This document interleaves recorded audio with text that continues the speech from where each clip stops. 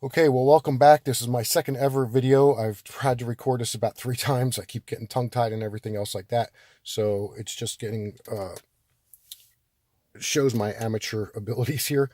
So I'm going to go over some of the VAGCOM mods that I did for my car, and then I'll show you, here is the list. So if you just Google that in bold, it will bring you to the AutoDesign forum, and you will find this entire list. So this has the list of all the different things that you can do to your car in VAGCOM. I'm sure there's more. This is just a list that I found, and I enabled a lot of the things myself. One of the things you're going to want to do when you start doing these is, the one thing is for sure that you want to do is you want to enable the hidden menu, because when you enable some functions like the auxiliary heater, you have to go into the MMI hidden green menu and enable it there as well.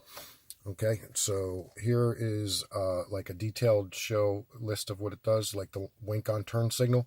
That was one of my favorite ones. That's when the running light goes out when you turn on a blinker. That just annoyed the crap out of me when I see cars coming towards me, and I just thought that's the stupidest thing. So this leaves it on when the blinker's on during the day. At night, it would stay on anyway with the headlights are on, and I'm not sure why, but I did notice that. So anyway, just go to the AutoDesign forum, or just Google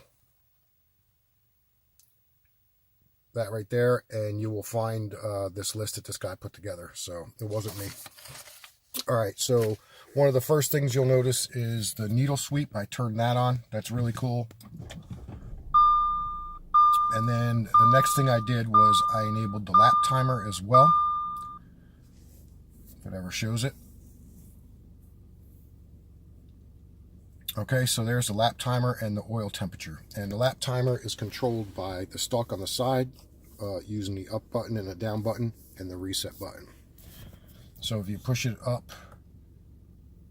one time and then push it up again, so for your second lap, and then push it up again for your third lap, and then you can push the down button, which pauses it. It says split time. I'm not sure what to do with that there. I'm sure some racing fans might know how to do that. And if you go down again on the stalk, it pauses it. And then if you press and hold the reset button on the stalk, the bottom of the stalk, that reset button there. Yeah, and this car has paddle shifters too. And you press and hold it, and it brings up your split time. You press and hold it again, it clears it. One thing I want to mention is the oil temperature. Notice that with that supplemental heater, the temperature of the coolant is already up to temperature, but the oil may not necessarily be up to the operating temperature in which it is very effective. So if you're going to beat on your car, use the launch controls, or just, beat on your car a little bit, I would suggest that you enable this feature and make sure your oil temperature is up, probably around 180, 190 or higher. I noticed like in the summertime it hovers around 212 or something like that, and today it was 50 degrees out and it was hovering around like 205. So then I started beating on it and it got it up to 212. So something that you want to keep in mind, because it is really, really bad to beat on your car before it's warmed up properly, because the oil is not as effective, and that's the wear and tear on the engine.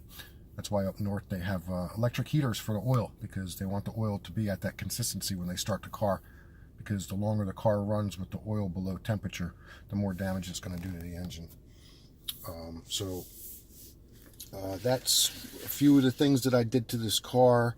I enabled, so let's go look in the menu here and see what other things that I did. So we'll go in the car menu, and we'll go to car systems. And so there's the auxiliary heating, not to be confused with the supplemental heater that I was talking about. That heats up your coolant system so that you can get heat quicker in the wintertime. The auxiliary heating, that is not installed in these vehicles, so you can turn that on all you want and it won't do anything. The auxiliary ventilation does work though.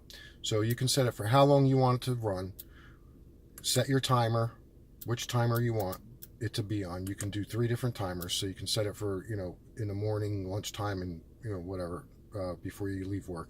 So if I was leaving work at 5:30, I would set it for 5:25 in the summertime, and the ventilation would start blowing, and it vents the car of hot air. It works really good if you keep the sunroof open and or the windows cracked a little bit. So again, don't get confused with the supplemental heater. I've heard a lot of arguments on the internet over people saying that the supplemental heater and the auxiliary heating is the same thing. Well, there you see, it's obviously not. And I know this because the supplemental heater was a recall by Audi and they had to replace it. And I asked the guy the difference and he so explained it to me. And so there you have it. There's nothing else in that menu there. The auxiliary heating.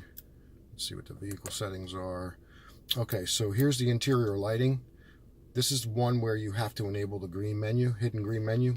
So when you enable this in the VAGCOM, you also have to enable it in the hidden green menu so that it shows up here.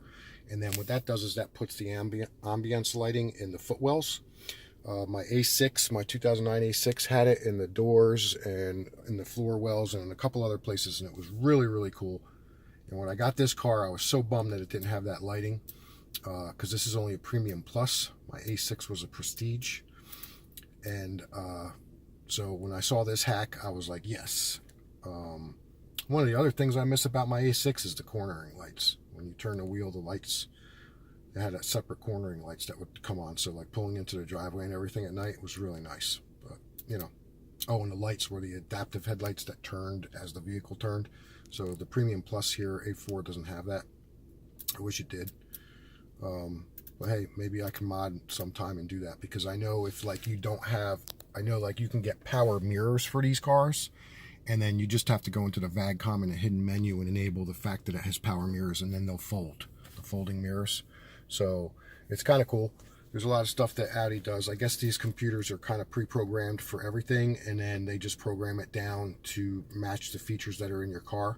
So you can add features and hardware and then enable it right through this menu. So that's about what I did with the VAGCOMs. Of course, the windows up and down when you press the key fob is another one. I already showed you the turn signals. The brake lights, adaptive brake lights, when you hit the brakes like at 50 miles an hour, the lights will flash real fast and then go normal. So this is, I guess, to prevent accidents or whatever like that. One thing I wanted to show you was I put the rings on. Tell me what you people think. I think it looks freaking hot. I was a little leery. I'm a kind of like plain kind of guy. I kind of like, that's why I black everything out. My wardrobe is like black, white, and browns, and I don't like a lot of bright colors. So, you know, that I think looks really hot though. So here's the VAGCOM cable you're going to want to get. This cable costs $350. I would suggest that you get the VAGCOM cable directly from Rostec, or at least buy one used. There's a few other cables that you can get, you know, some knockoffs or whatever like that, but, you know, I'm a computer guy. I work with computers every day, and one thing I would say is you do not want to fry the firmware or the computer in your car, because it's very expensive to replace. So I would go with the good stuff. This is genuine Rostec. It's hex and CAN, and you can get it directly from Rostec. This cable was $349, I believe, and the software is free for life. Now this cable, I know for sure works on the B8s and the B8.5s. It worked on my A6 C6. So I think it's like from like 2009 to, I know it definitely doesn't work with the B9s.